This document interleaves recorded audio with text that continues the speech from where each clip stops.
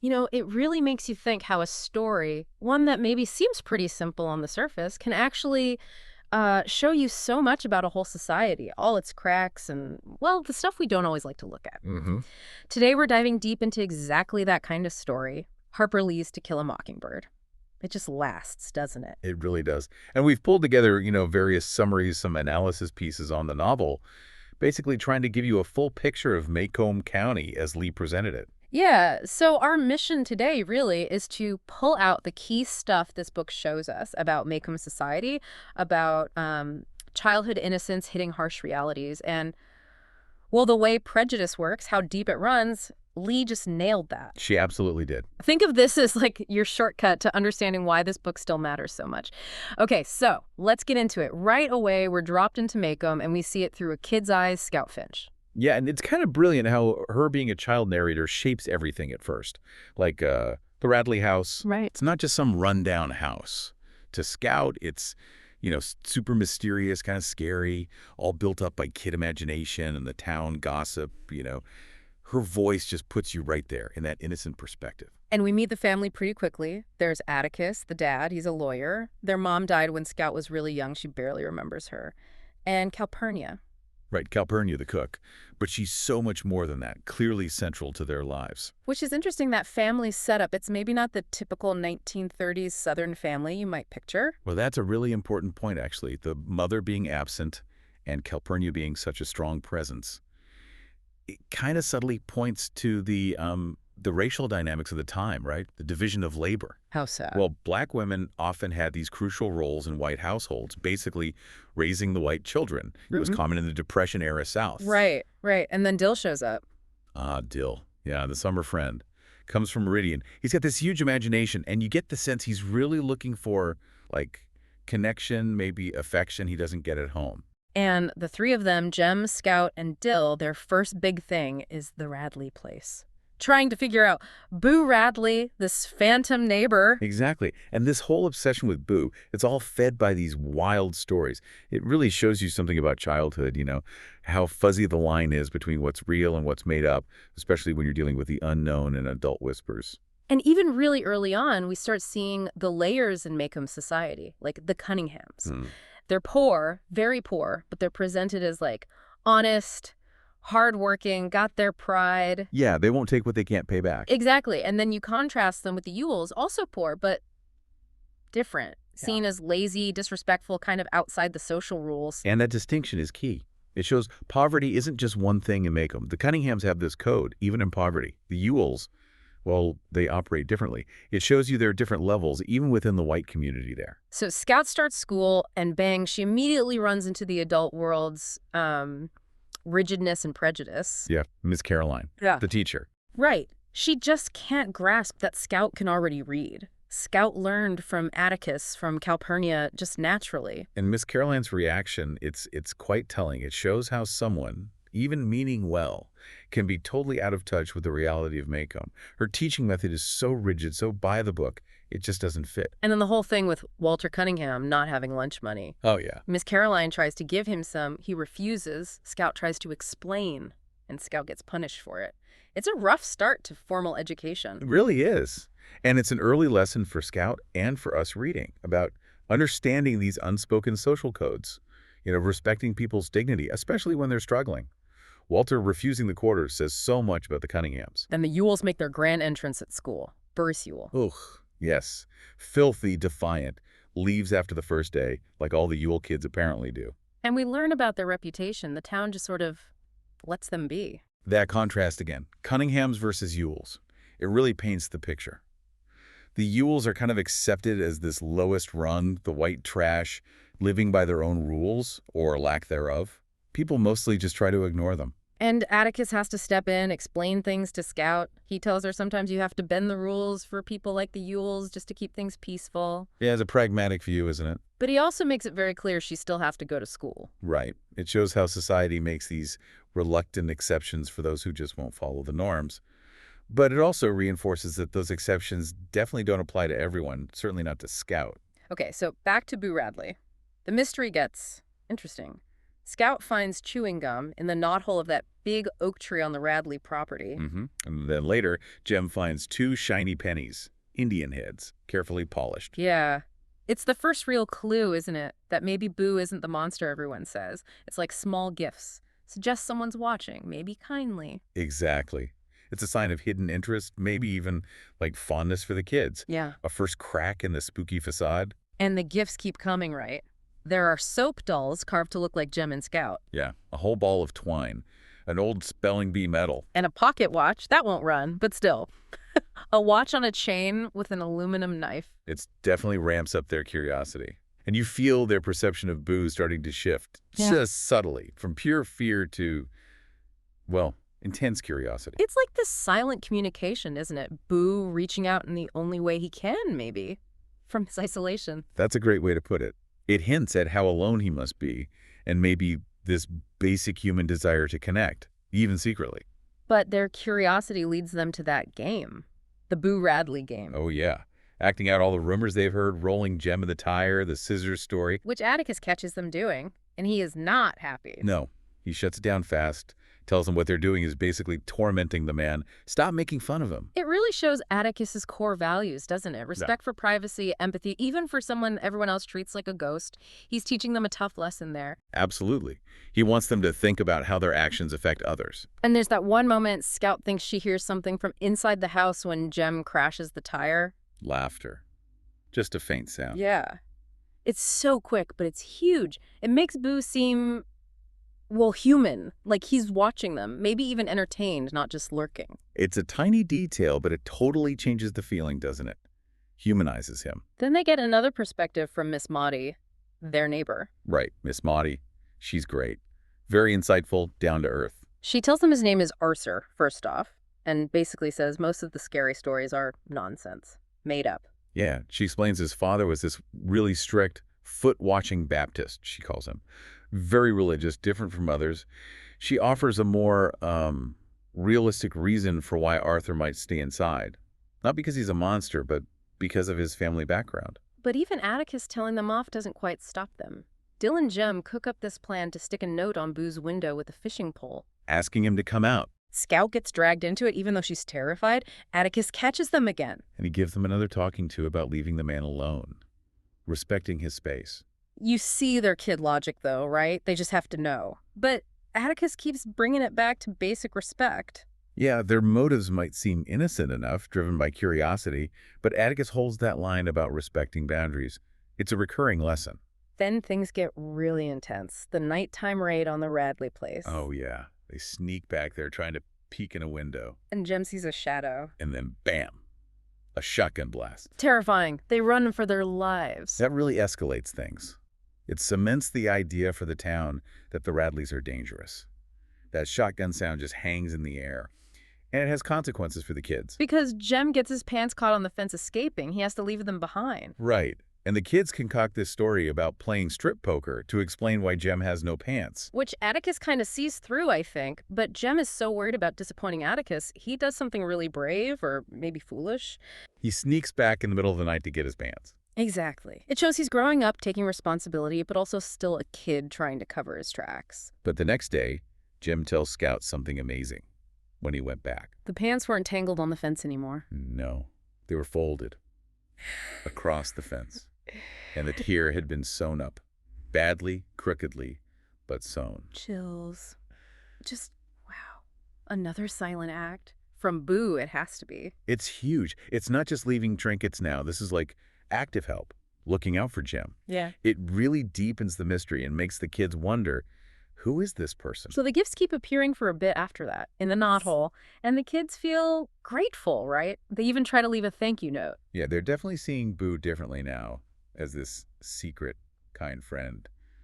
Not a monster at all. But then they go to leave the note, and the knothole. It's filled with cement. Oh, heartbreaking. Nathan Radley, Boo's brother, did it. Yeah, he tells Jem the tree is dying. But Atticus looks at it later and says the tree looks perfectly healthy. So it feels deliberate, doesn't it? Like Nathan Radley is cutting off Boo's only connection to the outside world of the kids. It feels cruel, reinforcing Boo's isolation. Yeah, it really does. It's a sad moment. Then winter comes, a really cold one for Maycomb. It even snows, which is rare. And Miss Maudie's house catches fire in the middle of the night. Big fire. Everyone's out watching. It's chaotic. And while Scout is standing there shivering in the cold, watching the fire, something happens she doesn't notice at the time. Someone puts a blanket around her shoulders. Exactly. Hmm. Silently. Without her seeing. And later, when things calm down, Atticus asks where she got the blanket. She has no idea. And Atticus figures it out. It must have been Boo Radley. He came out during the fire, saw Scout shivering, and covered her up. Wow, just an undeniable act of kindness. Right there in the middle of a crisis, completely contradicting the scary stories. Scout is stunned when she realizes. Yeah, it's a major turning point for her. You can feel it. The fear starts turning into something else, maybe awe, understanding of his hidden kindness. Okay, so after the fire, the story takes a really significant turn. The focus shifts hard towards racial prejudice. Yeah, it becomes central. It starts bubbling up when Scout gets into a fight at school. Defending Atticus. Because kids are saying nasty things about him taking Tom Robinson's case. Right. It shows how prejudice is just everywhere. Even kids repeating what they hear from adults. It filters down. And Atticus explains to Scout why he has to take the case. It's about his conscience, his integrity. He knows the town won't like it, knows it'll be hard, but he believes it's the right thing to do. He stands firm against racism, even knowing the personal cost.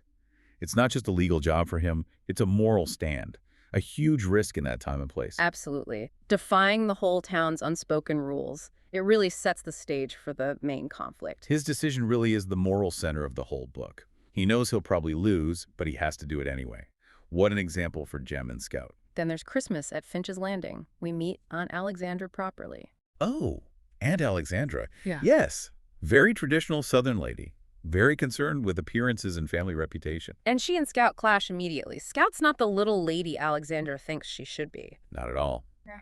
Alexandra represents those rigid expectations, especially for girls in that society. She disapproves of Scout's overalls, her tomboy ways, wants to mold her. And we also get that famous lesson from Atticus about the Mockingbird. Mm-hmm.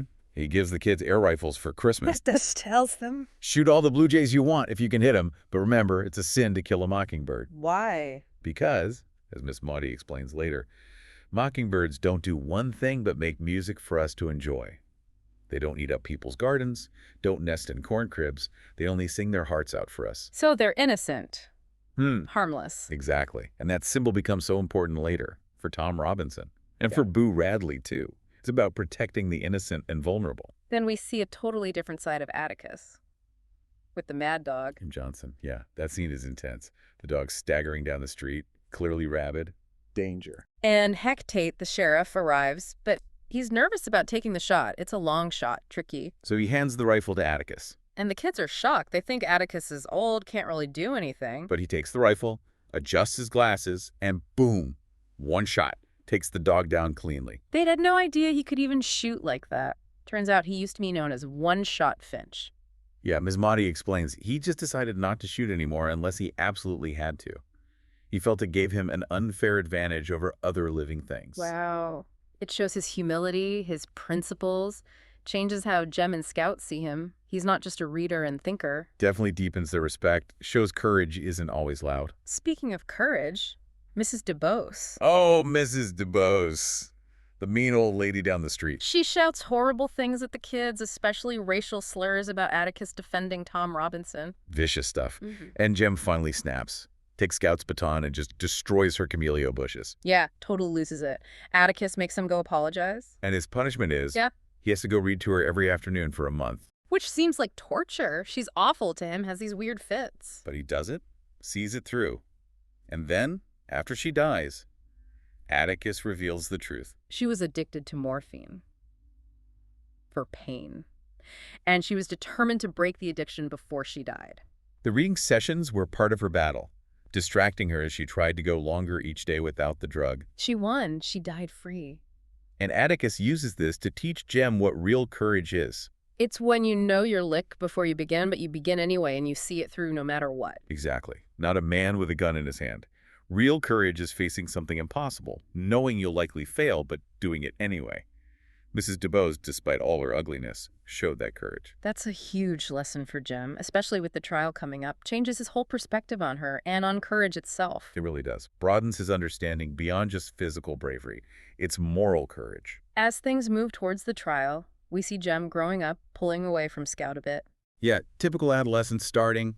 He gets moodier, wants to be left alone sometimes.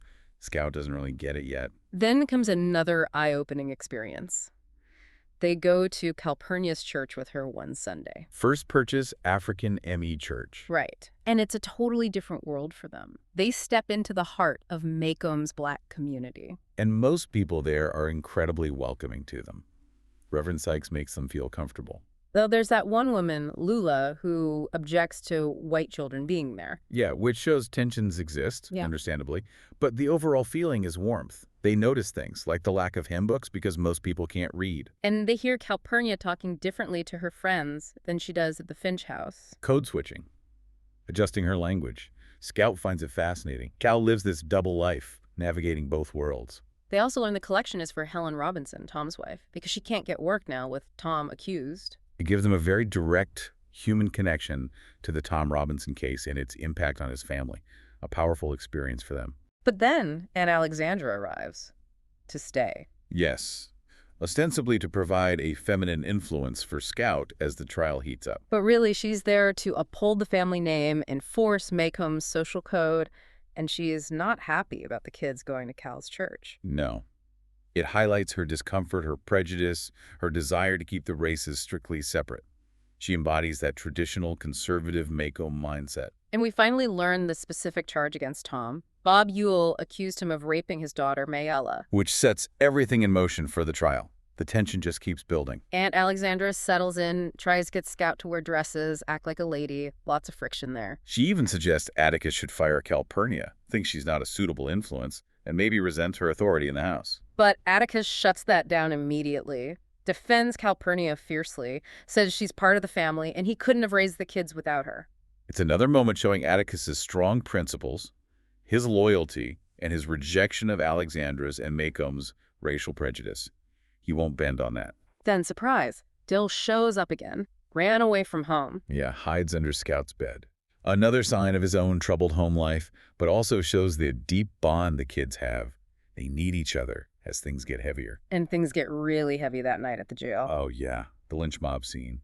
Intense. Atticus anticipates trouble, goes down to sit outside Tom Robinson's cell, just sits there reading. And sure enough, a group of men arrive. The old Sarum bunch. Cunningham's among them.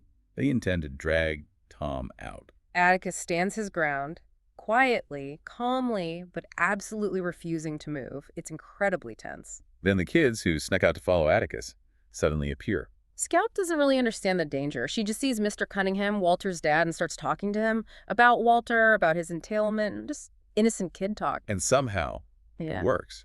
Her innocence, her reminding him of his own life, his own son, maybe his connection to Atticus, it shames him. It breaks the mob mentality. He tells the men to clear out. They leave, just like that. It's an amazing moment. Scout unintentionally saves the day. Shows the power of, individual connection against mob rule. And we find out later Mr. Underwood, the newspaper owner, was watching from his window above with a shotgun, ready to back Atticus up. Right. A silent guardian. Shows not everyone in Macomb agrees with the mob. There are quiet allies. So the trial begins. The whole town seems to be there. Huge crowds. And the segregation is stark.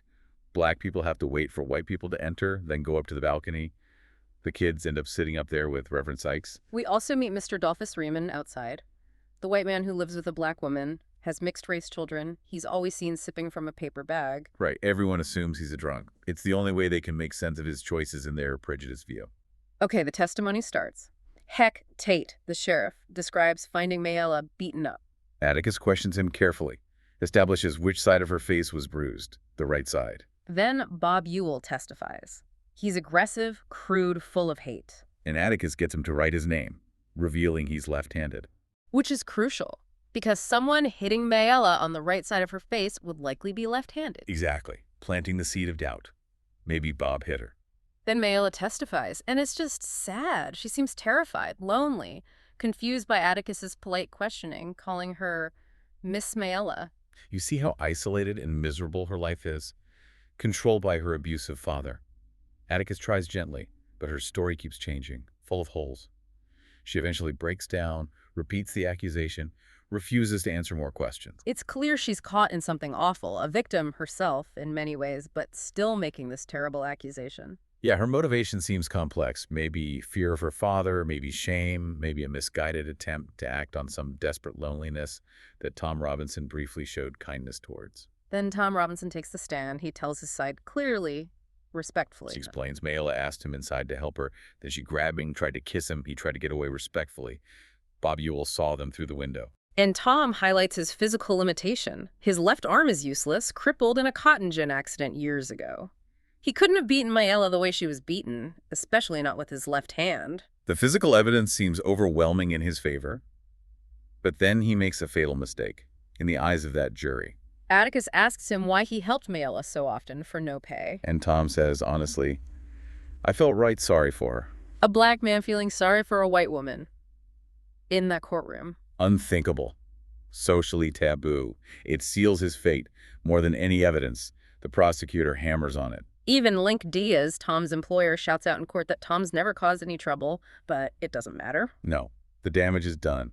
Later, outside, the kids talk to Mr. Dolphus Raymond again. And he reveals his secret. What's in the paper bag? It's just Coca-Cola, not whiskey. He pretends to be drunk. Why? He explains it gives people a reason they can accept for why he lives the way he does, choosing to associate with black people.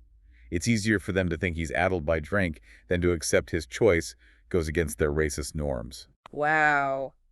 That just exposes the hypocrisy of the town, doesn't it? They need these simple, often ugly explanations. Exactly. It's a powerful commentary on the prejudice they're swimming in. Then Atticus gives his closing argument. Powerful stuff. Yeah, he lays it all out. Appeals to logic, reason, points out the lack of medical evidence, the conflating testimonies, Tom's physical impossibility of committing the crime as described, Bob Ewell's likely guilt. He talks directly about the evil assumption underpinning the whole case that all black men are immoral liars and lust after white women. He begs the jury to look past the prejudice, to see the truth, to do their duty based on evidence in court. It's an incredible speech, a plea for justice, for equality in the courts. Yeah. But you feel, even as he speaks. It's probably hopeless. Yeah. The jury stays out for a long time, which Atticus later says is a small sign of progress, but The verdict comes back. Guilty. it's devastating. Yeah. Especially for Jem. He cries. He just can't believe it. The injustice is so blatant. It really hits him hard. That loss of faith in the goodness of people and the fairness of the system. Even Anne Alexandra shows some empathy towards Jem's reaction, which is surprising. Shows the human cost affects everyone somehow. But the next morning, the Finch kitchen is overflowing with food. Sent by the black community. Chickens, rolls, pickles. A thank you to Atticus for defending Tom, for standing up for him even though he lost. They stood up for him when he left the courtroom too, remember? On the balcony. Yeah. Reverend Sykes tells Scout, Ms. Jean-Louise, stand up. Your father's passing. A sign of deep respect. It shows his moral victory, even in legal defeat. Miss Maudie helps the kids see that too. That Atticus did something important, planting a seed, making people think, even if the outcome was unjust. But the danger isn't over. Bob Ewell confronts Atticus outside the post office, spits in his face, threatens him. Yeah, Ewell feels humiliated by the trial, even though he won. Yeah. Atticus just takes it, walks away. But the threat lingers. Atticus plans to appeal Tom's case, but explains to Jem how deep racism runs, how hard it is to fight. And Jem starts talking about Boo Radley again. Maybe Boo stays inside because he wants to avoid the ugliness, the injustice of the world outside. That's a chilling thought, a really mature, maybe cynical realization for Jem. Meanwhile, Bob Ewell doesn't let it go. Loses his WPA job, blames Atticus, starts harassing Helen Robinson, Tom's widow, follows her, mutters threats. Link Diaz steps in to protect her, threatens Ewell. But Ewell is still out there, simmering. Unsettling. Yeah, things feel unresolved, dangerous, which leads us to Halloween night. The town pageant. Scout is playing a ham in this big, awkward costume made of chicken wire and cloth. She misses her cue, Yeah. embarrassed. So she and Jem walk home alone afterwards, late in the dark. And they hear someone following them. They think it's Cecil Jacobs trying to scare them again. But it's not. They're attacked That's just... viciously. In the dark, under the tree near the Radley place. Scout can't see much because of her costume. She hears scuffling. Jem cries out in pain. Someone pulls her attacker off her. She hears a heavy crunch, then silence. It's chaos, terror. Scout stumbles towards home, sees someone carrying Jem who's unconscious. Atticus calls Dr. Reynolds. Hecate arrives. They discover Jem has a broken arm. And back under the tree, Hecate finds Bob Ewell, dead, with a kitchen knife stuck under his ribs. So who killed Bob Ewell? Atticus initially thinks Jem must have done it, struggling in self-defense. He's ready to face the consequences, uphold the law. But Hecate pieces it together differently. He points out Scout's crushed costume, the marks on Ewell. He realizes someone else intervened. And Scout looks over to the corner of Jem's room and sees him, standing silently, pale, thin. Boo Radley. She recognizes him. Hey, Boo, she says. Just like that. The mystery is solved. He saved them. Yeah. He came out when he heard them scream, fought off Ewell, carried Jem home. So the debate begins. Atticus still thinks they need to be truthful, that Jem killed Ewell. But Hecate insists, firmly.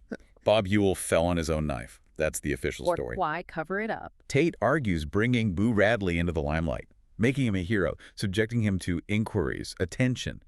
It would be devastating for him. He's lived in seclusion his whole life. The attention would destroy him. Taking the one man who's done you and this town a great service and dragging him with his shy ways into limelight, to me, that's a sin. And then he says it. It'd be sort of like... shooting a mockingbird. Exactly. Protecting the innocent. Sometimes justice isn't just about the strict letter of the law. It's about protecting the vulnerable. Scout understands immediately. She tells Atticus, well, it'd be sort of like shooting a mockingbird, wouldn't it? She gets it. Full circle. Her empathy, her understanding is complete now. It's a profound moment of quiet understanding and moral complexity. So Scout walks Boo home, Yeah. gently, like he's a child almost, takes his arm. He goes inside his house. She never sees him again. Just, wow. Such a quiet, poignant ending to that whole saga. It really is.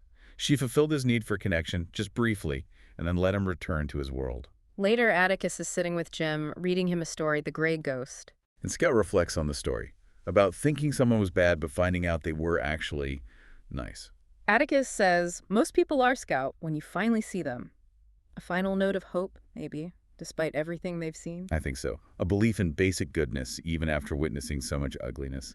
And then Scout stands on Boo Radley's porch, looking out at the neighborhood from his perspective.